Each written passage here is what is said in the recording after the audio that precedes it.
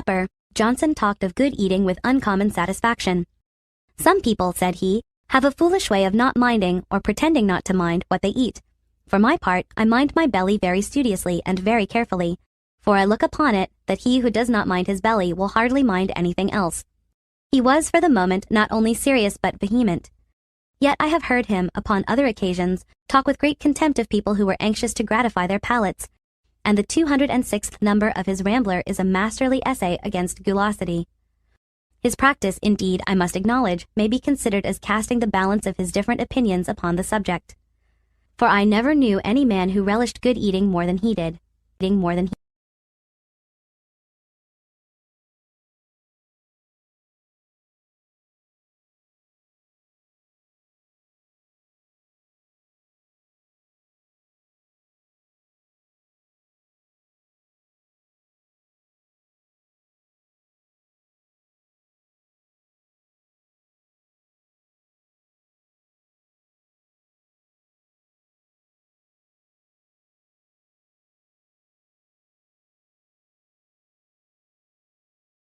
When at table, he was totally absorbed in the business of the moment.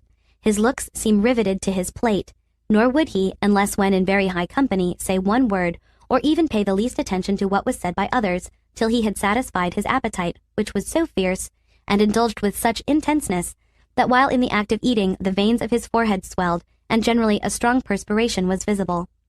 To those whose sensations were delicate, this could not but be disgusting, and it was doubtless not very suitable to the character of a philosopher, who should be distinguished by self-command. But it must be owned that Johnson, though he could be rigidly abstemious, was not a temperate man either in eating or drinking. He could refrain, but he could not use moderately. He told me that he had fasted 2 days without inconvenience, and that he had never been hungry.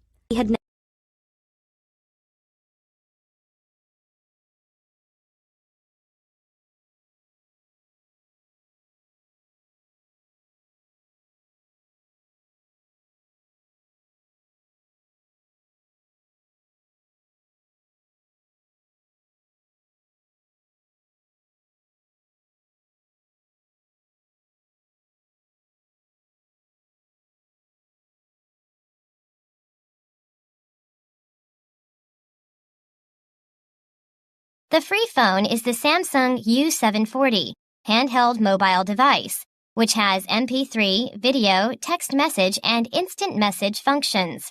Students will earn text messages, talk time, and other rewards, such as free ringtones, music downloads, or even tickets, through their performance in school, the Education Department said in a news release. Students will be evaluated on the basis of attendance and behavior, along with 3 other indicators, such as homework completion, class participation, or course grades, chosen by educators and customized to address academic priorities in their specific schools. Administrators will have access to significant new data on student performance, allowing them to track the short-term indicators that contribute to larger goals of boosting student achievement and graduation rates.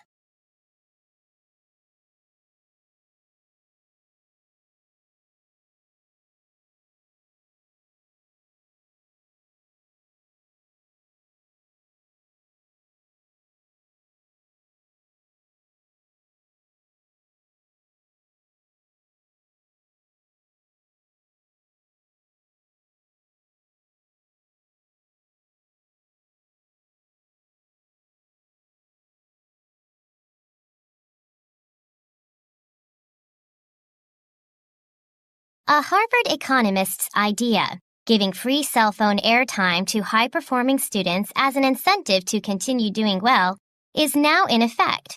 School Chancellor Joel I. Klein today started the Million Motivation Campaign, an experimental program involving about 2,500 students in 7 middle schools. The students will each receive a free cell phone called the Million, with opportunities to earn minutes and other rewards if they achieve academic goals set by their principals. Teachers and administrators will also be able to use the cell phones to communicate with the students. Part of the idea, according to the Education Department, is to rebrand achievement through a messaging campaign and mentoring program. The students will receive cell phone messages promoting the idea that a middle-class lifestyle is desirable and accessible with a good education, and highlighting the accomplishments of professionals in various occupations. Participants will also have opportunities to get work experiences, life coaching, and academic help through the mentoring program.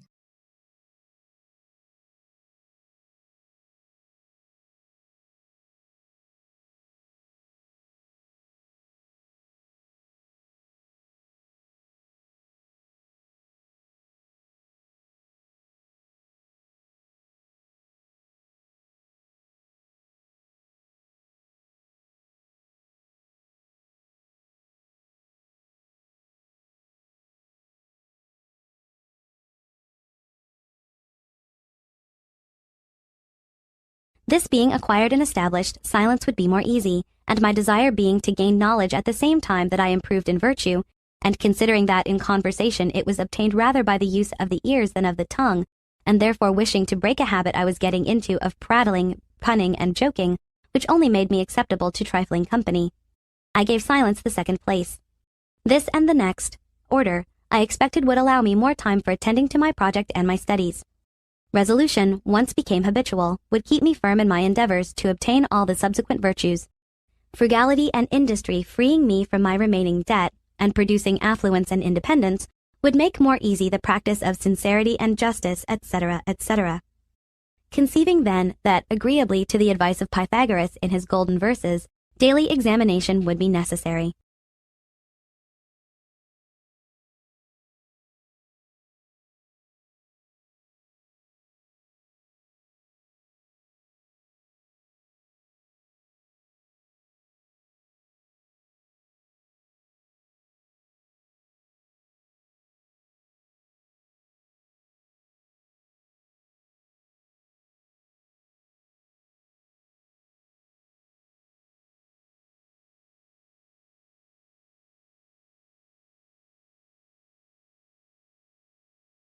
Postmodernism is, broadly speaking, a reaction against the movement or the period, or perhaps simply the values and beliefs of modernism.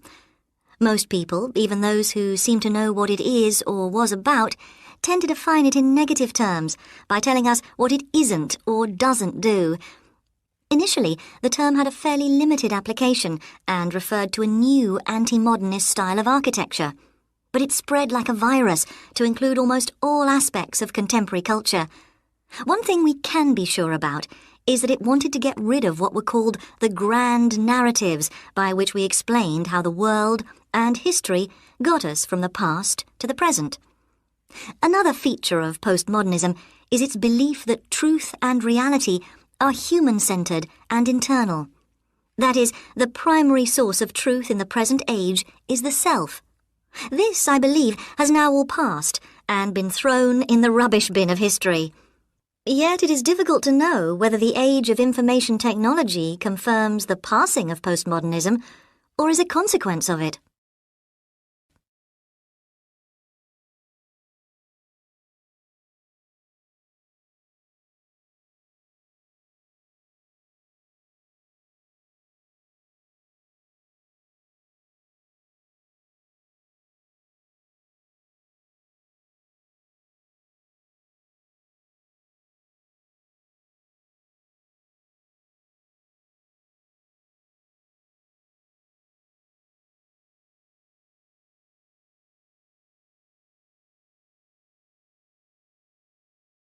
There is such a thing as information overload.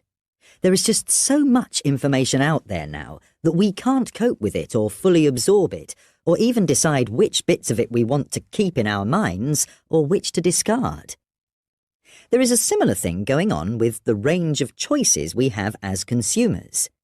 There is so much stuff out there, so much to choose from that, according to some experts, this situation is making us miserable. Most of us believe that the more we have to choose from, the better. Yet, apparently, our dissatisfaction with this wealth of choice, or rather the anxiety it produces, is part of a larger trend. It seems that as society grows more affluent and people become freer to do what they want, the unhappier they become.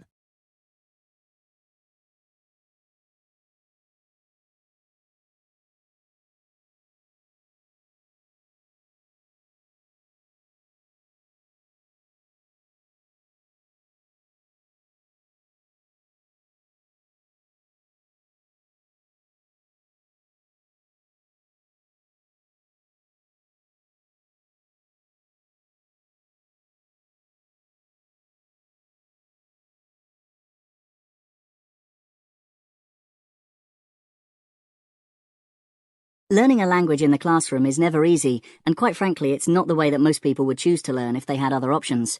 Having said that, there are plenty of reasons for keeping languages on the school curriculum.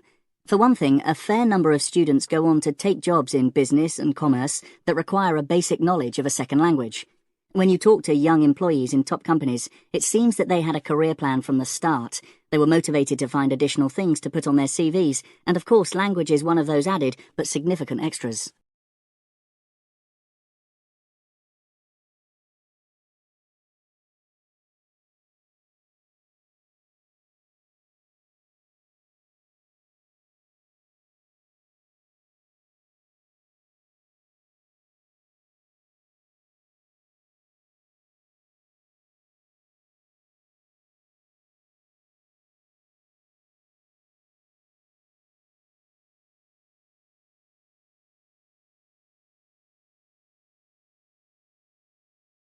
Privacy and the right to privacy are increasingly becoming hot topics in the media, which is a touch ironic given that it is often the media that is responsible for invasion of privacy.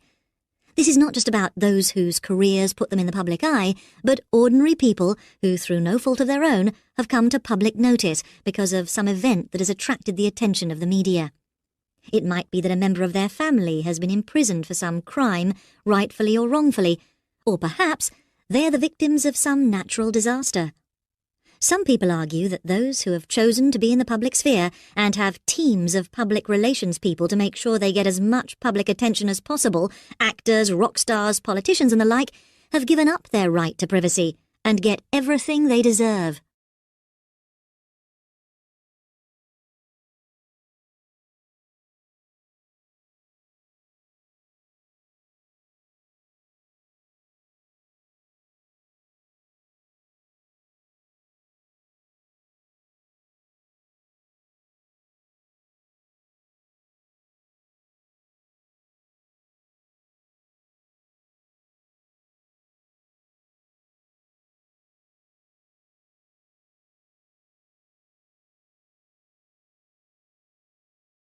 They who beheld with wonder how much he eat upon all occasions when his dinner was to his taste, could not easily conceive what he must have meant by hunger.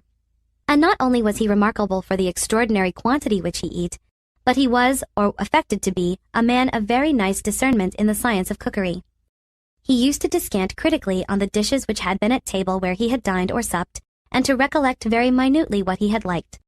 I remember when he was in Scotland, his praising Gordon's palates, a dish of palates at the Honourable Alexander Gordon's, with a warmth of expression which might have done honour to more important subjects.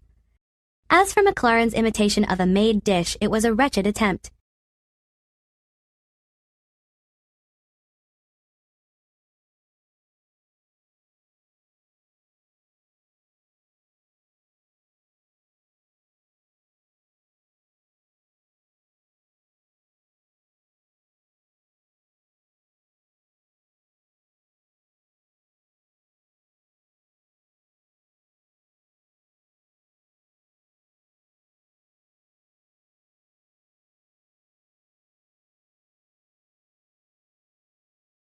He, about the same time, was so much displeased with the performances of a nobleman's French cook that he exclaimed with vehemence, "I'd throw such a rascal into the river," and he then proceeded to alarm a lady at whose house he was to sup, by the following manifesto of his skill. "I, madam, who live at a variety of good tables, am a much better judge of cookery than any person who has a very tolerable cook, but lives much at home, for his palate is gradually adapted to the taste of his cook, whereas, madam, in trying by a wider range, I can more exquisitely judge." When invited to dine, even with an intimate friend, he was not pleased if something better than a plain dinner was not prepared for him. I have heard him say on such an occasion, "This was a good dinner enough to be sure, but it was not a dinner to ask a man to." On the other hand, he was wont to express, with great glee, his satisfaction when he had been entertained quite to his mind.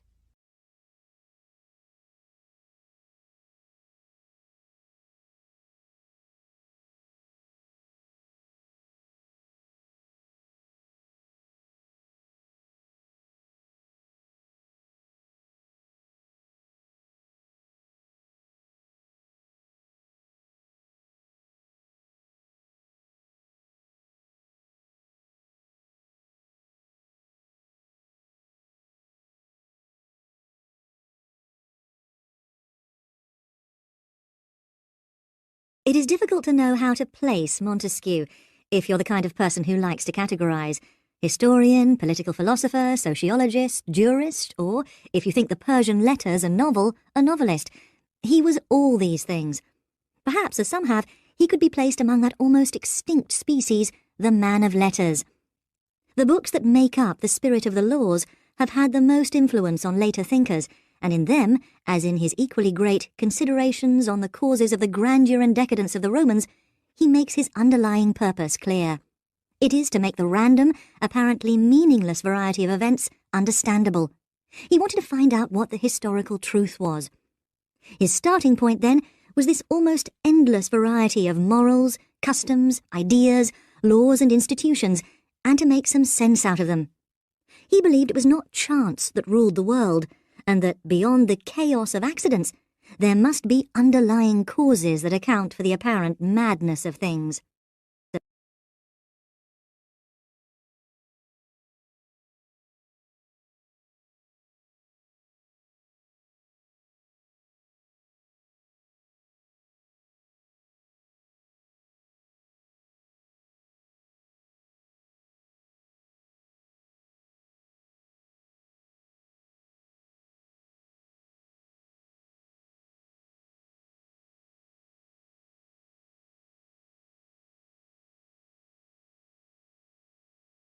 Well, basically just hitchhiking on the point. If you look at the customers of the Wall Street Journal, the basically financial news, financial people here are people who rely on sound, valid and timely data to make investment decisions. They look at things and track trends in the industry, worrying about things like profit maximization. If they even suspected that political issues or ideological issues from the editorial page were going to start affecting the flow of valid financial information, if they even thought that ideological issues were going to affect their ability to understand investments and make sound decisions, they'd get very upset.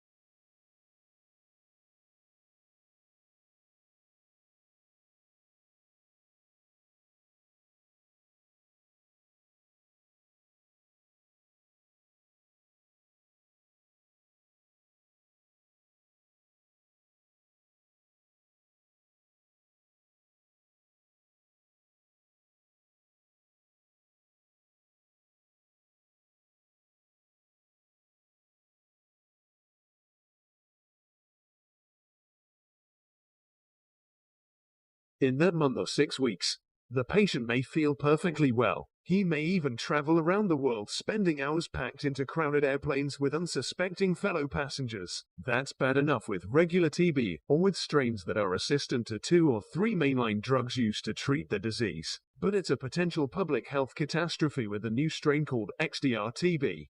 For extensively drug-resistant tuberculosis, the strain is impervious to a wide array of first and second-line drugs. That's why 30% or more of its victims die. And that's why people like Lawrence Gostin are rethinking what public health authorities should do about people with suspected XDR-TB in the weeks before the diagnosis is in.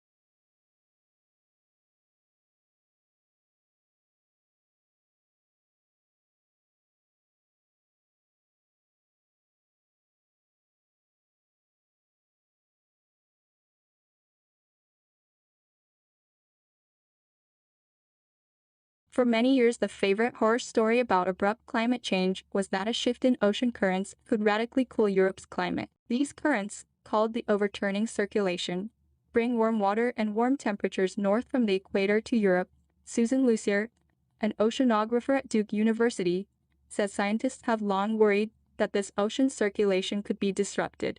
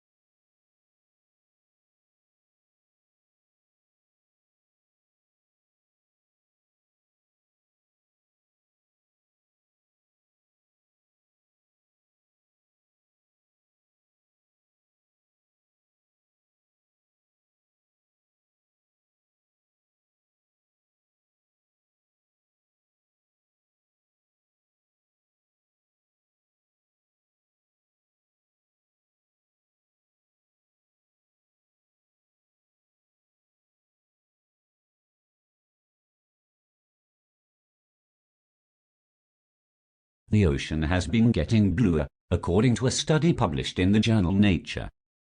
But that's not really good news for the planet.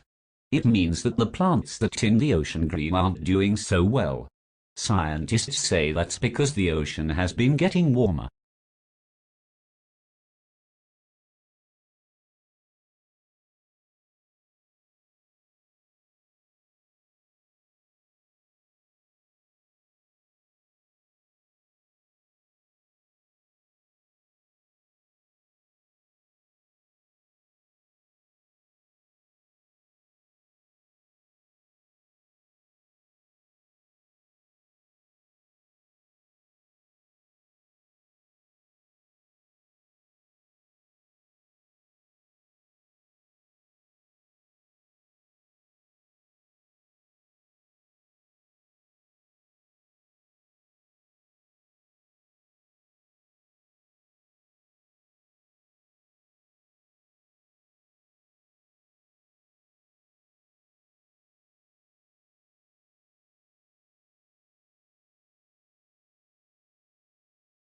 Well, in 2004 we integrated ticketing in Southeast Queensland, so we introduced a paper ticket that allowed you to access all the 3 modes in Southeast Queensland, so bus, train and ferry.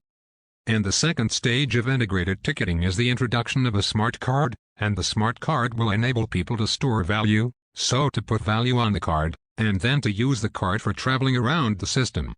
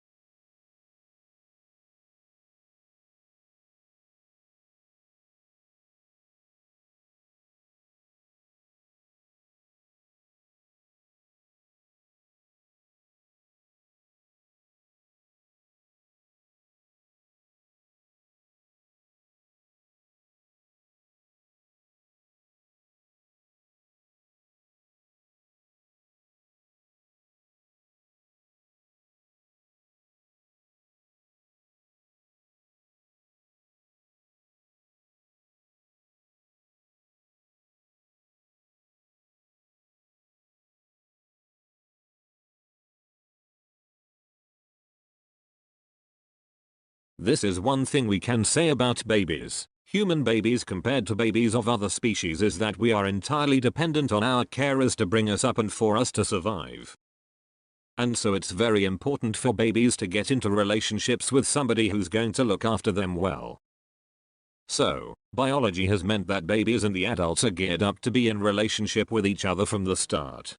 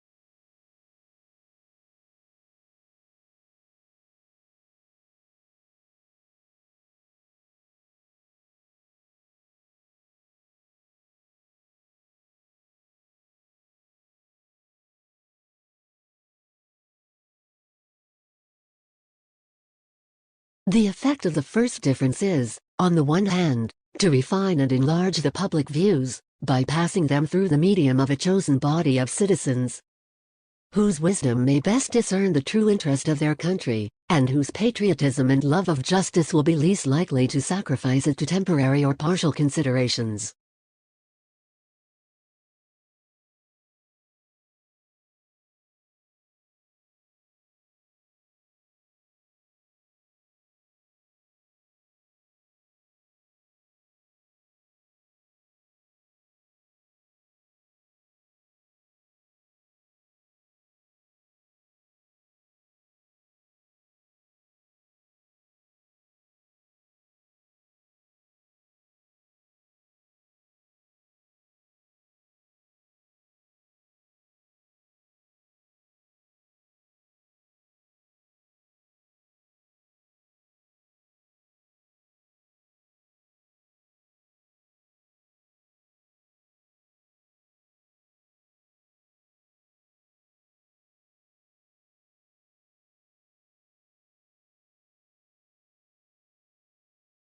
It is about 100 years since that great Canadian-born physician Sir William Osler, Regius Professor of Medicine in Oxford, complained about the increasing influence of the pharmaceutical industry on the medical professions.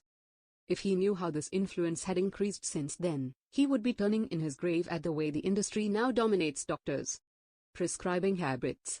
It does this not only by direct and indirect pressure on the doctors themselves, but also by encouraging the public to ask for scripts and to demand that governments provide the money.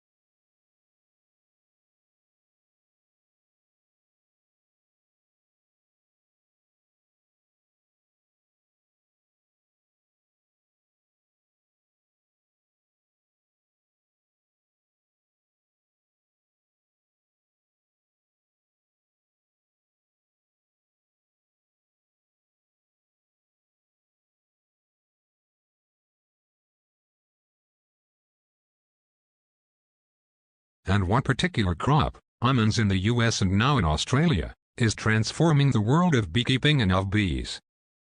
What has happened is that something serendipitous came along, that people found out, that doctors found out that almonds are good for you. They are actually a food that is normally considered a confection, but it's good for you.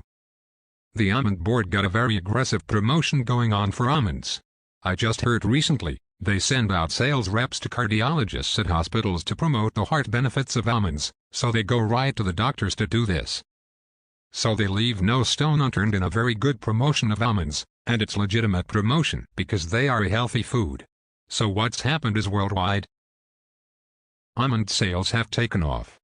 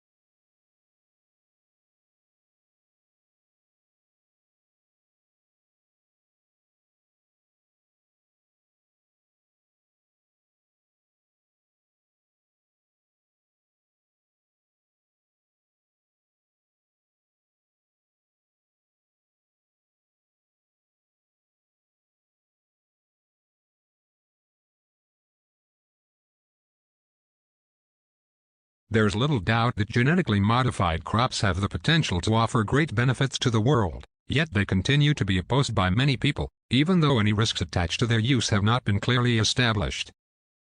The reasons seem to be a deep distrust of the motives of large agricultural companies, along with a generalized feeling that it's always dangerous to, as some would put it, play around with nature.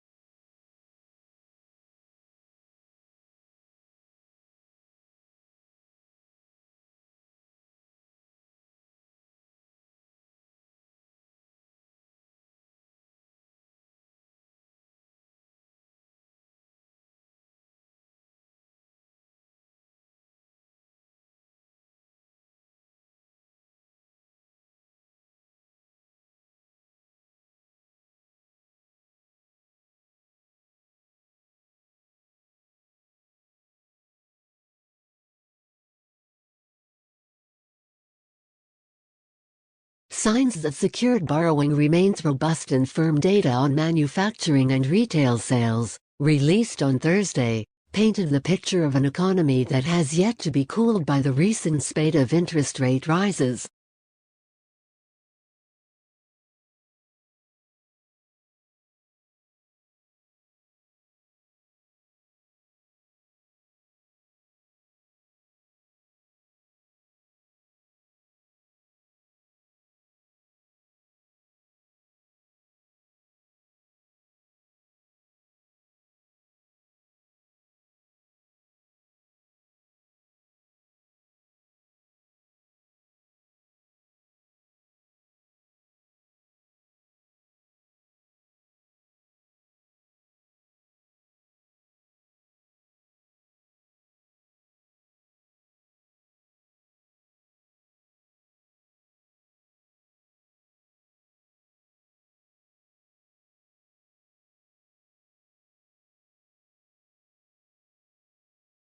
Again, I want to repeat that I don't blame libertarians for this state of affairs. My argument is really that they simply have nothing to offer us in this debate. When we talk about trying to get rid of the welfare policies that have enabled some of the breakdown of family, that is undoubtedly important, but I think we're beyond that at this point. The damage is so deep, and it's kind of hard for me to envision a future without Social Security, for instance. I quite agree with the analysis that the Social Security, Medicare and that sort of thing, have decreased the primary functions of the family. But I cannot imagine a world in which we get rid of these things. So that we will be from a pragmatic point of view, we have to think about what we can do to try to bolster up this breakdown that I keep referring to.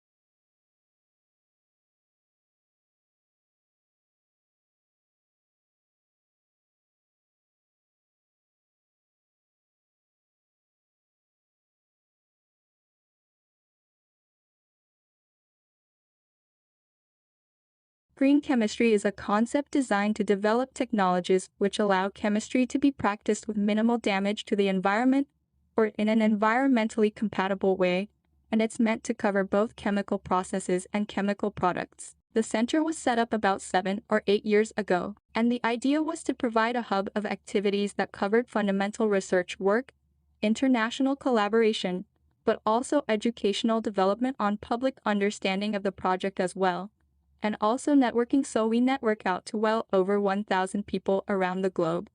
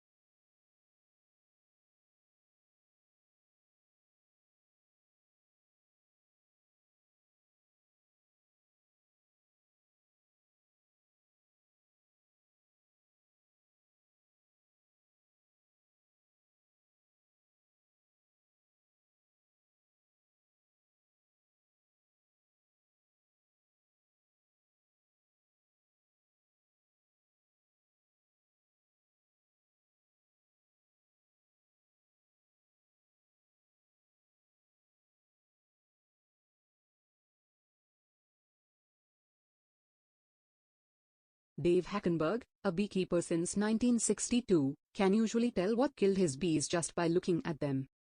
If they're lying on the ground in front of a hive, it's probably pesticides, he says. If the bees are deformed and wingless, it's probably vampire mites. But last fall, Hackenberg saw something he had never seen before. Thousands of his bee colonies simply disappeared. He was in Florida at the time, pulling the lids off some of his commercial hives. To his horror, they were all empty.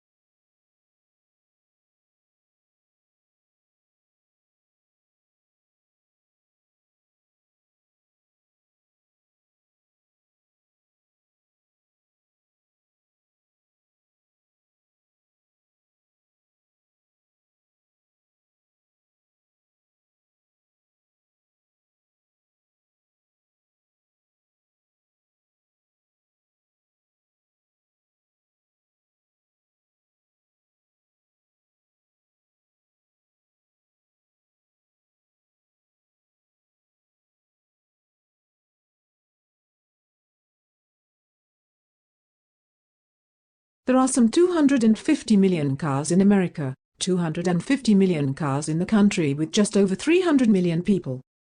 And most of those vehicles, of course, are gas-powered.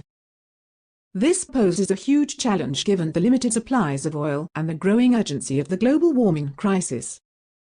But there is good news, according to our guests today. And that is we have the know-how and the technology to build sleek, fast automobiles that don't use gasoline. These vehicles of tomorrow are powered by hydrogen, electricity, biofuels and digital technology. And they already exist. So what's stopping us from putting them on the roads? Our guests today will help answer that.